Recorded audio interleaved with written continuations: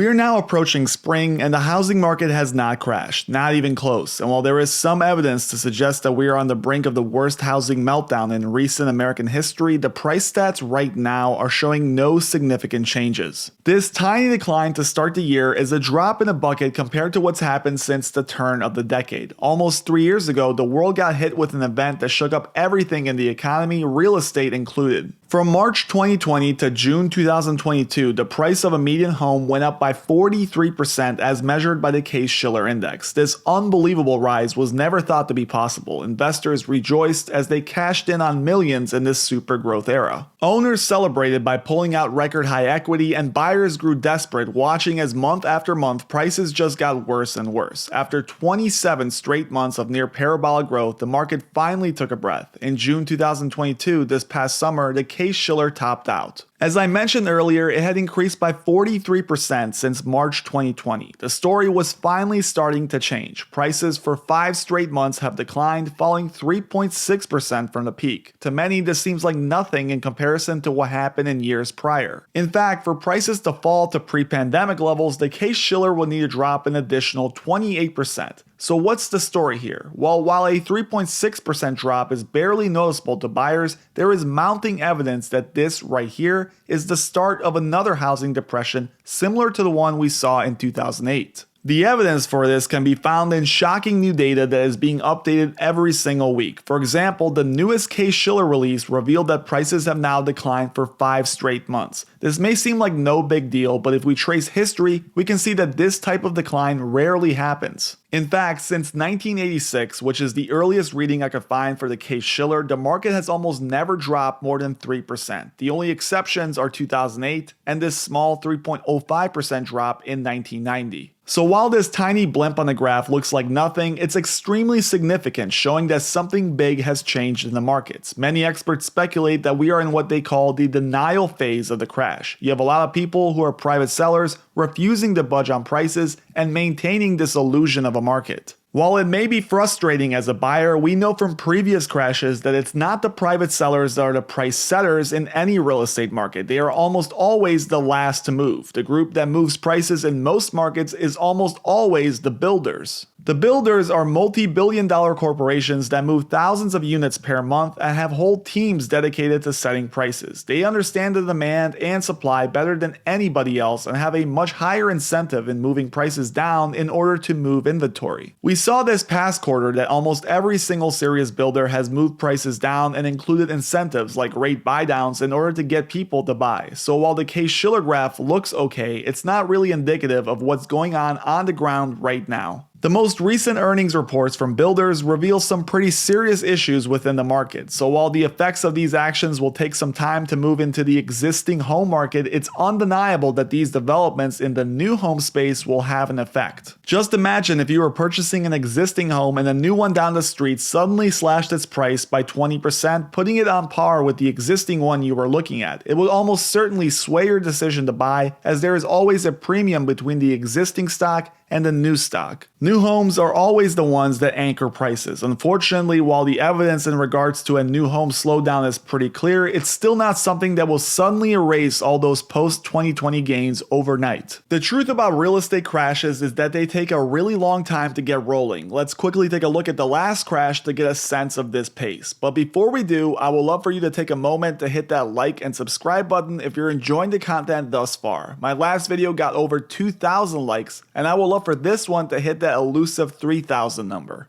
Okay, so going back to the last crash, the last time prices peaked was in July of 2006. From that point, values would begin their long decline, but at a snail-like pace. 1 year from this point, in July of 2007, the Case-Shiller was down only 1.95%. So just to put that into perspective, we are down more in these 5 months than what happened last time in 1 whole year. Even if we look at 2 years past this point, July 2008, we were only down 10%. In fact, it would take the Case-Shiller 5 years and 7 months to complete its collapse, bottoming out in February of 2012 after a 27.4% drop. And then following this collapse, it would take an additional 5 years to return prices to this 2006 peak, making the entire thing from start to finish a cycle that ran for 10 years and 6 months. In summary, what I was trying to demonstrate with that example is that home values don't drop overnight. It's a very slow process that starts with the builders and flows down throughout the market until all the greed is flushed out of the system. And of course, it isn't linear. It's filled with frustration, regret, greed, and plenty of bounces. At the end of the day, however, the market is at a crossroads. For generations now, owning a home has been part of the American dream, and right now, that dream is under threat by simple math.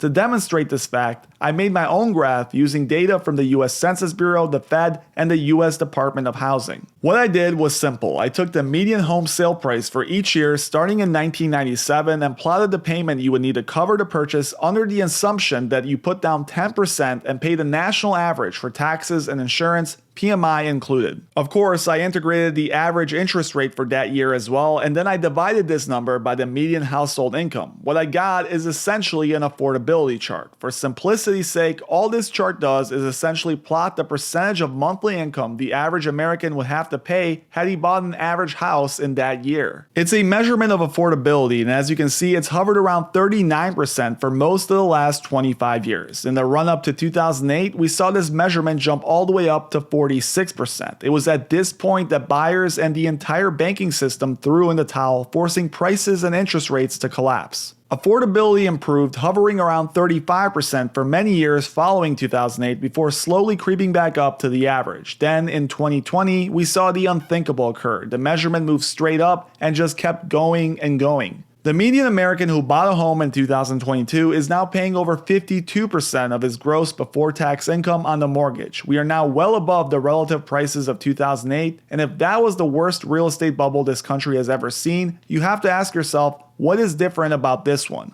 The simple conclusion is that this cannot continue. Given current income levels, prices, and interest rates, one of these three factors has to give. If we look at history, incomes are unlikely to rise to catch up to these other variables, and interest rates are going to stay elevated if you believe Jerome Powell's own words, in which he has explicitly stated that the Fed will continue to raise rates throughout this year. With that understanding, that leaves only one variable left, prices, and looking at this chart, it's easy to see why so many are calling for a crash. It's simply become unaffordable to own a home despite the fact that unemployment is at near record lows and incomes have done very well over the past 5 years. So in summary, without demand from normal everyday Americans, it's going to be increasingly difficult for supply to stay low, and once the inventory situation begins to unfold, we're going to see prices give in as well. This process usually takes years to play out, but once we see a turn as we did this past summer, it's a sign that we could be entering a long, painful bear market that we will see play out in the coming year, starting with the builders first. If you watched my last video where we reviewed the earnings reports for some of the nation's largest residential home builders, the evidence is clear. Builders are slowing down, slashing prices, and increasing incentives, and that action will now begin to flow into the rest of the market. What we saw this past summer is very similar to the summer of 2006,